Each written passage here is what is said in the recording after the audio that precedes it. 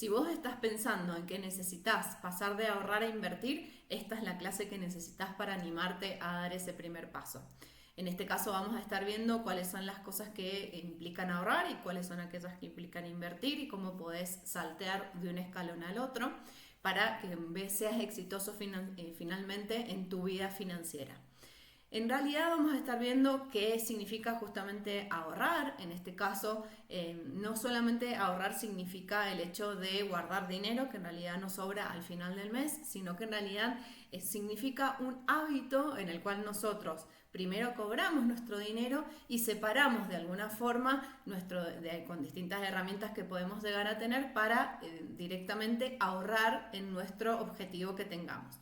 Esto es muy importante, esto de tener un objetivo claro, porque justamente va a ser la motivación que tenemos para efectivamente ahorrar. Si no, el hecho de decir, bueno, ahorro por las dudas, es como que diluye un poco la motivación para poder hacerlo y en definitiva siempre terminamos de alguna forma gastándonos todo el dinero porque los recursos son escasos, como estudiamos siempre en economía, y las necesidades son infinitas. Siempre vamos a tener algún tipo de necesidad o intención para poder gastar. Ahora lo que no tenemos infinito son aquellos recursos de los cuales disponemos. Entonces las preguntas que nos podemos llegar a hacer es justamente ¿por qué estamos ahorrando? O sea, si estoy ahorrando por miedo o por planificación. Esto quiere decir si ya tengo un objetivo designado, ya sea de corto, mediano o largo plazo, en donde podemos tener un objetivo de corto plazo, por ejemplo, una refacción menor en tu casa, o un objetivo de mediano plazo, cambiar el auto, un objetivo de largo plazo, ahorrar para mi retiro, o también puede ser construir tu casa. Esos pueden ser los distintos objetivos que vos tengas. Por supuesto que podés llegar a tener 1.000.000 más, nada más que tratamos de definirlos en distintas etapas de corto, mediano, largo plazo para justamente ver en qué horizonte yo tengo que ahorrar, ¿no? No es lo mismo si yo estoy pensando en un viaje importante de acá a fin de año, así en realidad lo voy a hacer dentro de 5 años. No implica el mismo impacto a nivel de ahorro. Esto es muy importante, esto de ver esto del por miedo. En realidad, si yo lo estoy ahorrando por si las dudas, o sea, siempre como desde el lado de que está pasando algo malo o desde el lado como del siempre pensando en la escasez. En clases siguientes vamos a estar viendo por qué impacta este pensamiento al momento de que nosotros decidimos ahorrar. El hecho de tener un objetivo para el ahorro les puedo asegurar que cambia completamente la motivación que vos tenés o el motivo por el cual vos tenés directamente para ahorrar ese dinero. Cuando vos decís, bueno, tengo que ahorrar 100 pesos para realizar el viaje que estoy soñando o para poder cambiar el auto, vas a ver que directamente lo separás al principio del mes. A diferencia de si en realidad vos no tenés motivación o no tenés un objetivo claro, la motivación puede estar, pero puede que no tengas el objetivo realmente definido. Entonces esto haga que decir, bueno, lo que ahorre, o sea, lo que me sobre, lo ahorro. Entonces, de alguna forma, eso te lleva a que el ahorro sea nulo o muy bajo respecto de la capacidad que efectivamente podés lograr. En esto de ahorrar y de atarlo también a un objetivo nos permite saber cuánto tiempo voy a tener parado ese dinero. El hecho de conocer el momento en el cual voy a hacer uso de ese dinero me implica, vamos a ver en unos filminas más adelante, me implica justamente qué instrumentos van a estar ligados a ese nivel de ahorro que voy a estar buscando. El hecho de tener justamente ahorrar sin un propósito puede llegar a tener el sentido de perder valor, no solamente en el sentido financiero estrictamente, sino que también puede llegar a afectarnos en el hecho de que, bueno, se diluye, digamos, el leitmotiv o el motivo por el cual yo estoy queriendo ahorrar. Ahora, ¿por qué ahorrar no alcanza? O sea, ¿por qué no me alcanza a mí como una persona normal de decir, bueno, lo meto abajo del colchón y listo? O armo el chanchito como cuando éramos chicos, sino que en realidad en nuestros países sufren de inflación, no solamente nuestros países de Latinoamérica, sino que en realidad, por ejemplo, en Estados Unidos también la inflación del 2024 fue del 4%, lo que quiere decir que el poder adquisitivo también de países desarrollados también se ve deteriorado. Entonces, en este sentido, si yo ahorraba 10.000 pesos el año pasado y de repente ahora logro ahorrar también 10.000 pesos, quiere decir que en realidad mi capacidad de ahorro se redujo, porque en definitiva no está actualizado por el nivel de inflación que tenemos. Esto está bueno siempre verlo en términos de poder de compra. El poder de compra es con mi dinero cuánta cantidad puedo comprar. Entonces, por ejemplo, en el caso de podemos medirlo en términos de bienes. Entonces podemos decir, el año pasado con 10.000 pesos me alcanzaba para comprar 10 litros de leche. Este año me alcanza para comprar 9 litros de leche. Entonces, justamente en ese caso es que estás perdiendo poder de compra, poder adquisitivo. Entonces, en eso se traduce justamente la inflación. Esto mismo que les digo, no solamente nos pasa a nosotros, con inflaciones obviamente más altas que el resto de los países tal vez más desarrollados, sino que también pasa en estos países. Entonces, solamente ahorrar en dólares tampoco nos sirve, porque también se ve deteriorado mi poder adquisitivo en términos de dólares. Si, por ejemplo, yo voy para ver una cuestión objetiva, digamos, una entrada a un parque de Disney, hace 10 años valía $50. Hoy esa misma entrada vale $125. Entonces, de alguna forma, perdí poder de compra. Por supuesto que en ese caso no solamente está jugando el tema de la inflación que han tenido, sino que también obviamente juega un tema de oferta y demanda. Probablemente hoy en día hay más gente dispuesta a comprar ese bien, entonces aumenta el valor de ese activo, o de esa entrada en este caso, pero de alguna manera también ha sido erosionada por el tema de la inflación, el poder de compra que podemos llegar a tener.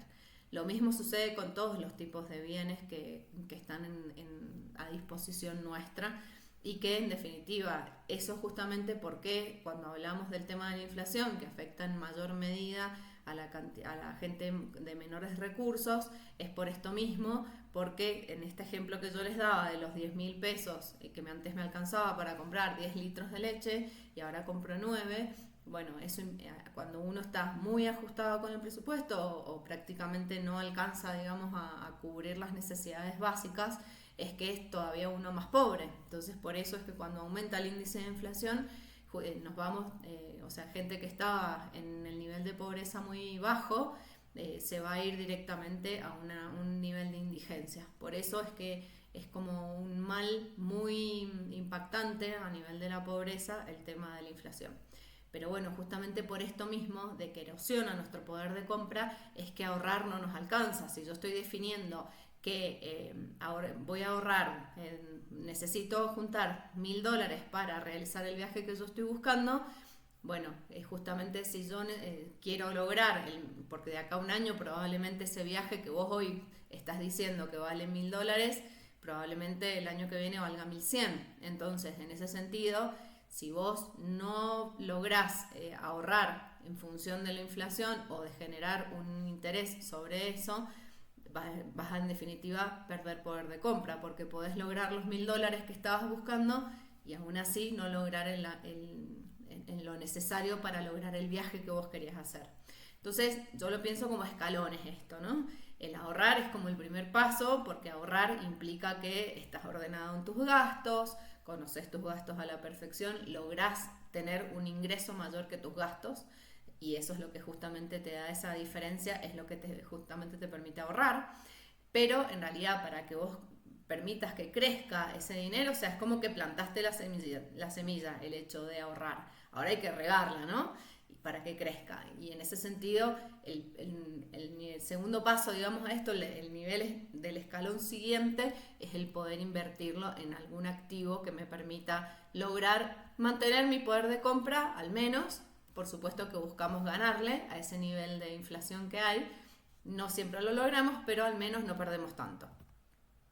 Entonces, ¿qué significa invertir? O sea, pasamos de que tenemos nuestros ahorros disponibles, en realidad ahora nuestro objetivo es que inviertas y que justamente ese dinero se ponga a trabajar. ¿Qué quiere decir que se ponga a trabajar? Es que en realidad vos lo pones a disposición tu dinero a través de distintos activos que podés vos acceder, desde un fondo común de inversión hasta una acción de cualquier empresa o un fondo, lo que fuera que vos estés interesado en invertir. Y en realidad vos lo que ofreces tu dinero a cambio de un interés. Ese otro dinero que vos estás ofreciendo, en realidad hay otra persona que está buscando utilizarlo para distintas actividades, como puede ser una actividad productiva, puede ser una actividad de tipo inmobiliario, lo que fuera, que por el otro lado están buscando ese financiamiento para poder realizar los proyectos las distintas empresas. Por supuesto que tu objetivo no es solamente que te devuelvan el capital que vos has dado, sino que en realidad te den un interés, lo cual también a vos te signifique una ganancia respecto de haberlo dejado parado el dinero, porque también vos estás corriendo un riesgo al momento de que invertir. Esto, hay mitos que en realidad yo quisiera como sacar de fuera de la mesa, porque mucha gente en realidad tiene en la cabeza de que esto es para perder, o sea, invertir es para personas que tienen un conocimiento de experto o que tienen muchísimo dinero y que pueden, y que ellas, solamente esas personas pueden hacerlo, y en realidad esto no es así. O sea, tengamos en cuenta que existen fondos en donde nosotros podemos invertir desde mil pesos o $1.000, o sea, perdón, o 1.000 pesos o $1. Entonces es como que no necesitamos tener tanto dinero para poder empezar de alguna manera a hacer la rueda y que me vaya generando un interés, que por supuesto que si yo pongo 1.000 pesos no voy a esperar que eso me dé 50.000 de rendimiento, por supuesto que no, pero si no empezamos nunca, es como que nunca le vamos a ver el beneficio al hecho de invertir. Y por el otro lado, en el caso de esto de que decimos de que necesitamos conocimientos de expertos,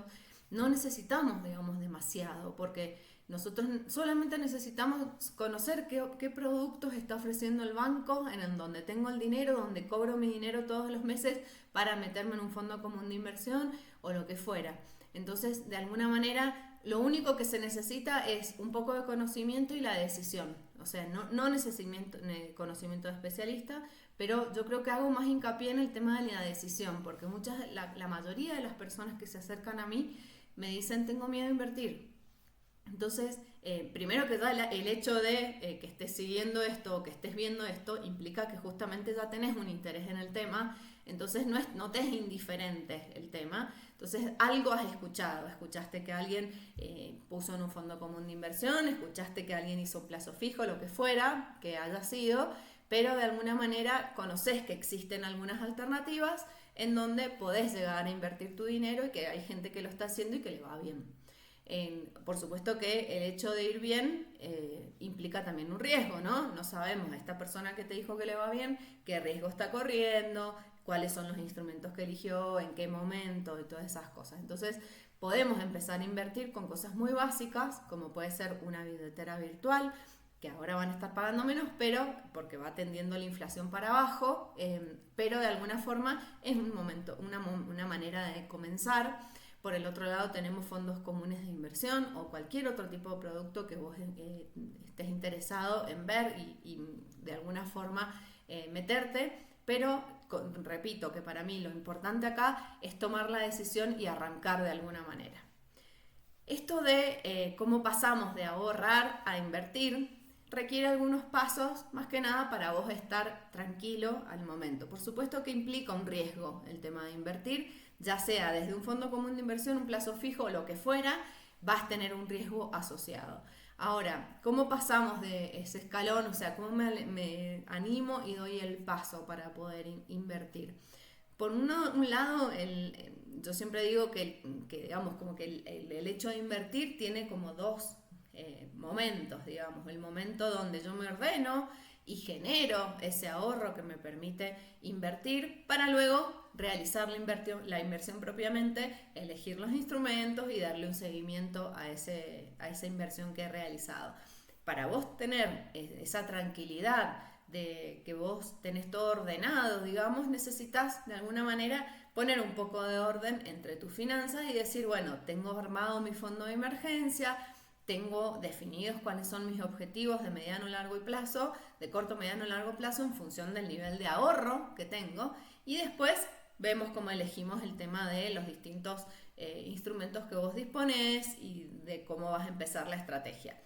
El hecho de tener un fondo de emergencia es un fondo donde vos a aquel momento vas a recurrir ante cualquier eventualidad que surja en tu casa, en tu salud, en tu familia, lo que vos consideres que es una emergencia para vos, en donde cuánto es el monto que vos vas a tener ahorrado para el fondo de emergencia, va a ser un monto que se define en función de tus gastos, en donde vos tenés que tener cubiertos entre 3 y 6 meses de gastos. Esto quiere decir que ante cualquier eventualidad, una pérdida de empleo, un arreglo grande que tenés que hacer en tu casa, se te rompió la heladera, el lavarropas, cosas que son costosas, que no todo el tiempo disponemos tal vez de ese dinero, esto te va a permitir el tenerlo directamente a mano para poder afrontar ese gasto sin que se vea deteriorada tu calidad de vida en el día a día. O sea, porque puede ser que vos no tengas un fondo común un fondo de emergencia a que recurrir y tenés que pagar 500.000 pesos de una heladera.